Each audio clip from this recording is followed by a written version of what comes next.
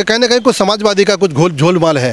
नहीं तो बच्चे कहाँ से आएंगे, बेनकाब नकाब पहन कैसे आएंगे, और पत्थर कहाँ से इकट्ठे हो गए, इतने पत्थर इकट्ठे कहाँ से हो गए। ये कहीं ना कहीं जो षड्यंत्र है ये उत्तर प्रदेश को दहलाने के लिए और हिंदू मुस्लिम भाईचारे को ख़राब करने के लिए और हिंदू मुस्लिम में झगड़ा कराने के लिए ये ऐसा षड्यंत्र है। लेकिन योगी जी की और योगी पुलिस ने जो धैर्य दिखाया है वो बहुत काबिल तारीफ़ है।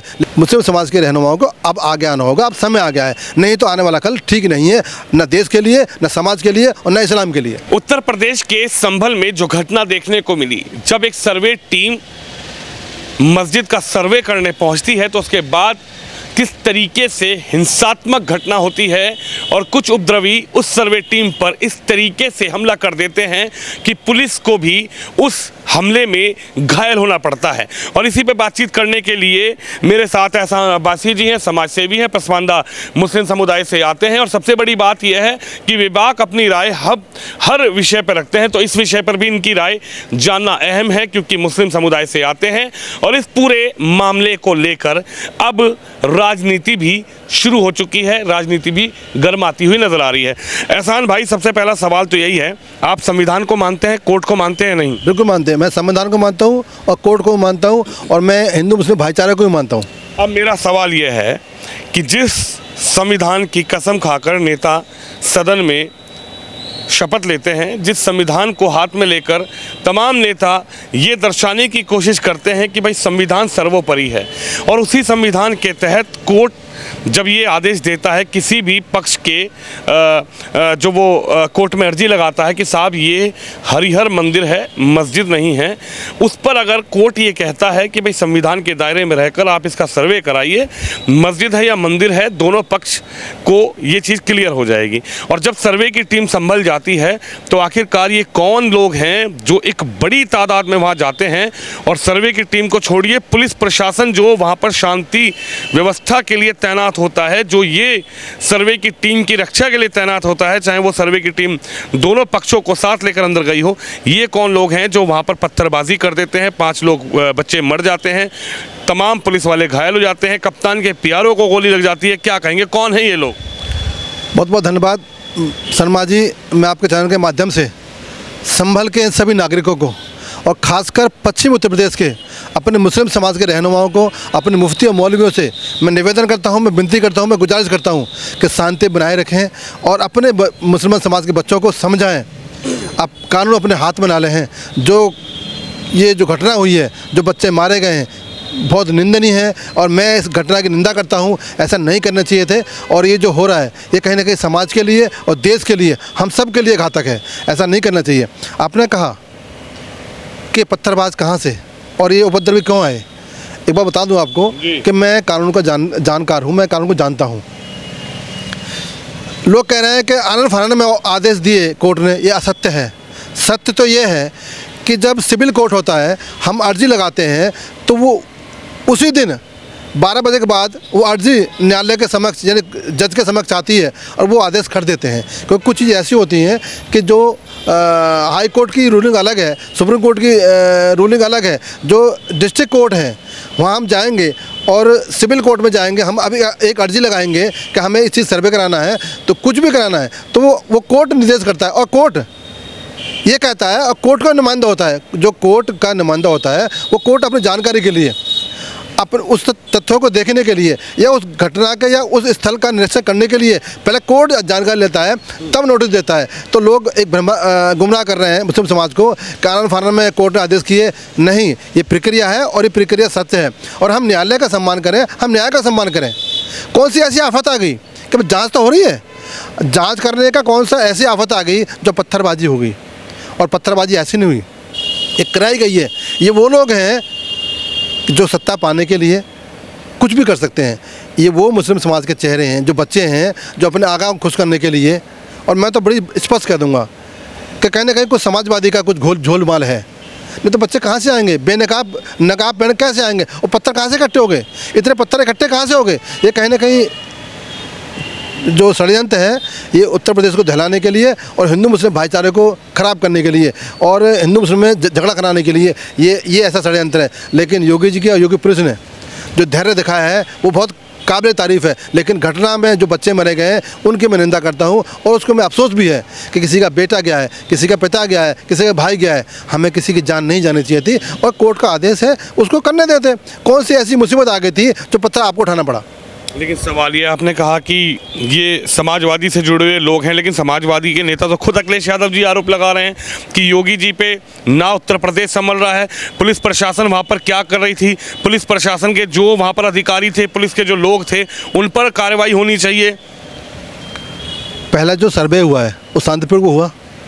दूसरा जो सर्वे हुआ है जो बाकी रह गया था उसे करने में कौन सी ऐसी आफत आ गई थी आपको, यूपी पुलिस का या यूपी शासन का?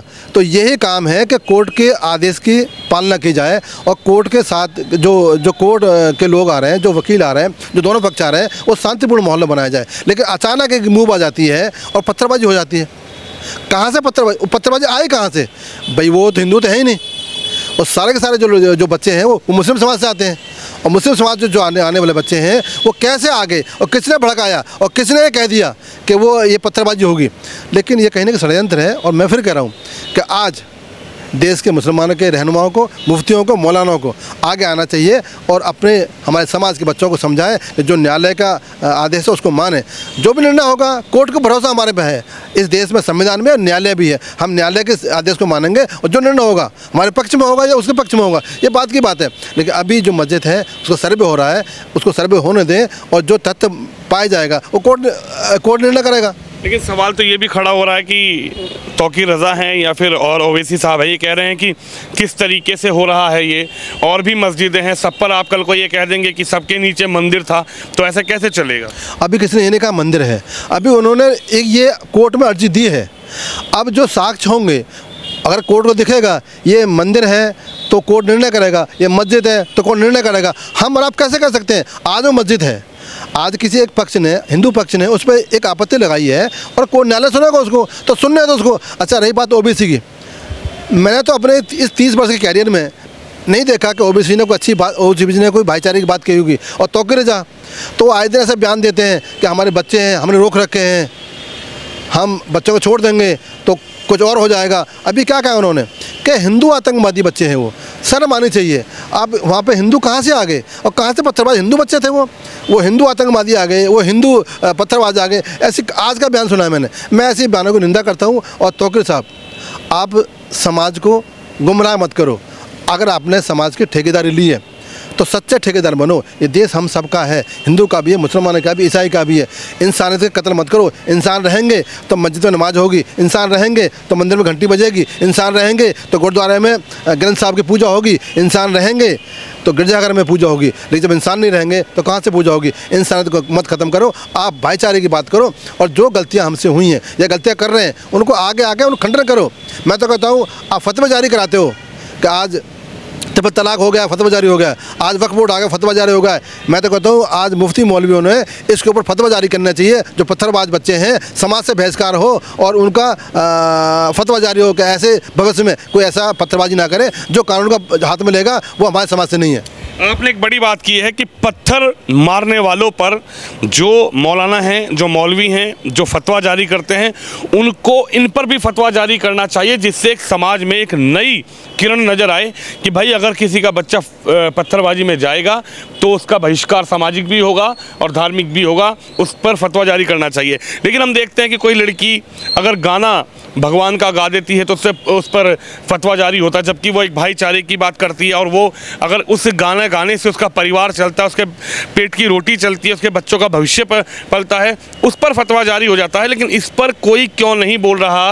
एहसान अब्बासी जी, जो पूरी घटना हुई है, आप इससे क्या सहमत हैं? क्या आप मानते हैं कि ये जो घटना हुई है इस पर एक बड़ा एक्शन उन लोगों को भी लेना चाहिए, उन लोगों को भी सामने आना चाहिए जो मुस्लिम समुदाय के रहनुमा हैं, जो मौलवी हैं, मौलाना हैं, बड़ी बड़ी तकदीरें देते हैं, जिनको लोग सुनते हैं, समझते हैं, उनकी बात मानते हैं? क्या उनको आगे आना चाहिए, उनको भाईचारे की बात करनी चाहिए, या फिर उनको भी राजनीति से जुड़कर जो अखिलेश जी आरोप लगा रहे हैं उस आरोप के साथ रहना चाहिए? आज देश के और पश्चिम उत्तर प्रदेश के और संभल के जो हमारे मौलाना हैं, जो हमारे शहर काजी हैं, जो नगर काजी हैं, वो उनको आगे आना चाहिए। और जो संविधान को मानते हैं, जो कानून को मानते हैं, जो इस्लाम से मोहब्बत करते हैं, जो भाईचारे का पैगाम देता है इस्लाम, आज उन मुस्लिमों को, चेहरों को या रहनुमाओं को या शहर काजियों को आगे आना चाहिए और यह कहना चाहिए जो पत्थरबाजी की है वो गलत की है, हम इसकी निंदा करते हैं। भविष्य में पत्थरबाजी ऐसी ना हो और जो कोर्ट का आदेश है हम उसके पालना करेंगे। निर्णय कुछ भी हो सकता है, निर्णय हमारे पक्ष में हो या हिंदू पक्ष में हो, वो कोर्ट का निर्णय होगा। आप सर्वे से आप सहमत है? सर्वे होना चाहिए। इससे डर इतना क्यों है एहसान भाई, इससे इतना डर क्यों है सर्वे से? किसको डर है, क्यों डर है, क्यों ये सब जो विपत्ति है, ये घटना सामने क्यों आई? जब सर्वे हो रहा है दोनों पक्ष सामने थे, मस्जिद कमेटी के लोग भी साथ थे, हिंदू पक्ष के विष्णु शंकर जैन भी साथ थे, तमाम जो कमेटी के सर्वे की टीम थी वो साथ थी, पुलिस प्रशासन साथ था। फिर काहे बात का डर, फिर इस चीज़ की सिचुएशन क्यों आ गई कि इस मॉब लिंचिंग वाली सिचुएशन को देखना सामने है? बिल्कुल ठीक कहा आपने। हमें ये सोचना पड़ेगा कि सर्वे कौन करा रहा है, हमें देखना पड़ेगा सर्वे कौन करा रहा है। ना योगी जी करा रहे और ना बीजेपी करा रही, सर्वे न्यायालय करा रहा है और न्यायालय का हम सबको सम्मान करना होगा। और जो सर्वे का आदेश दिया न्यायालय ने, हम स्वागत करना चाहिए, हम स्वागत करते हैं उसको। और सारे मुस्लिम रहनुमाओं को, सारे मुस्लिम मुफ्तियों को या सारे मुस्लिम के शहर काजियों को इसको स्वागत करना चाहिए। सर्वे हो, मैं तो सर्वे 5 बार कर लो, 6 बार कर लो, लेकिन पत्थरबाजी नहीं होनी चाहिए। पत्थरबाजी से हमारा मुस्लिम बच्चा आज मारा जा रहा है, आज मुस्लिम समाज के बच्चे मारे जा रहे हैं, आज उसका किसी का बेटा मारा जा रहा है, किसी का भाई मारा जा रहा है, किसी का चाचा मारा जा रहा है, किसी के एक बेटा मारा जा रहा है। उसके घाव कौन भरेगा, उसका जख्म कौन भरेगा? आपसे हाथ जोड़ से विनती है कि कोर्ट का सम्मान करें और सर्वे होने दो और अपने मुस्लिम समाज के बच्चों को या उन नेताओं को जो मुस्लिम समाज के साथ ठेकेदारी थे उन्हें समझाओ। राजनीति करना आपका विषय हो सकता है, लेकिन देश के बच्चे को मुसलमान गुमराह मत करो। और पत्थरबाजी मुसलमानों का काम नहीं है, पत्थरबाजी करना ना मुस्लिम समाज का काम है ना इस्लाम का काम है। पत्थरबाजी का मैं विरोध करता हूँ और सर्वे का मैं स्वागत करता हूँ। आप क्या कहेंगे? उत्तर प्रदेश के मुख्यमंत्री योगी आदित्यनाथ पर भी आरोप लगाए जा रहे हैं, कहा जा रहा है कि योगी जी पर संभल नहीं रहा। अखिलेश जी लगातार योगी जी पर टारगेट कर रहे हैं कि योगी जी की पुलिस ने वहाँ पर भड़काया, योगी जी की पुलिस ने वहाँ पर इस तरीके की भाषा का प्रयोग किया कि वो भीड़ जो है वो आक्रोशित हो गई। इस पर आप क्या कहेंगे कि योगी जी खुद ये चाहते हैं कि यूपी में दंगा हो जिससे 27 के चुनाव में हमें जीतने में आसानी हो, क्योंकि योगी जी की 27 में सरकार जा रही है, अखिलेश जी की सरकार आ रही है। अखिलेश जी पता है कि मुख्यमंत्री रहे हैं, अखिलेश जी की सुरक्षा में कौन है? पुलिस है और प्रदेश की सुरक्षा पुलिस कर रही है। आप जब मुख्यमंत्री थे तब भी सुरक्षा पुलिस करती थी, आज योगी जी मुख्यमंत्री हैं, सुरक्षा पुलिस करती है। आप कभी संविधान का हवाला देते हो, कभी आप पुलिस का हवाला देते हो, कभी आप बुरके का हवाला लेते हो। अब ऐसे झूठ बोल के इस समाज को मत गुमराह करो। मेरा समाज सीधा है, भोला है और समाज को गुमराह कर आप सत्ता पाना चाहते हो। आपकी ज़मीन खिसक चुकी है। आप 27 की बात छोड़ो, मैं तो आज के लिए रो रहा हूँ। जो आज बच्चे मारे जा रहे हैं, जो मुस्लिम समाज तबाह किया जा रहा है, वो आपकी देन है। योगी जी ने तो संभाल के रखा है, अगर योगी जी ना होते तो बवाल बहुत बड़ा हो गया था। योगी जी पुलिस ने और योगी जी के शासन ने इसको नियंत्रण कर लिया है और जो बड़ा दंगा होना था उससे ये रुक गया है, नहीं तो प्लानिंग कुछ और थी। और मैं फिर पुनः कह रहा हूँ, मुस्लिम समाज के रहनुमाओं को अब आगे आना होगा, अब समय आ गया है, नहीं तो आने वाला कल ठीक नहीं है, न देश के लिए, न समाज के लिए और न इस्लाम के लिए। चलिए, हमारे साथ एहसान अब्बासी जी हैं, पसमानदा मुस्लिम समुदाय से आते हैं, और जो घटना संभल में हुई उसके बाद जिस तरीके से राजनीति गरमाई, आखिरकार कौन सही कौन गलत ये तो जांच के बाद पता लगेगा। लेकिन एहसान अब्बासी का कहना है कि संविधान को, कोर्ट को, न्यायालय को हम मानते हैं। सर्वे हो रहा है, सर्वे में जो आएगा उसका स्वागत करेंगे, लेकिन जिस तरीके से एक मॉब को भड़काया गया, आखिरकार जिन बच्चों की मौत हुई है, जिन बच्चों का जीवन खत्म हो गया है, उसका जिम्मेदार कौन है?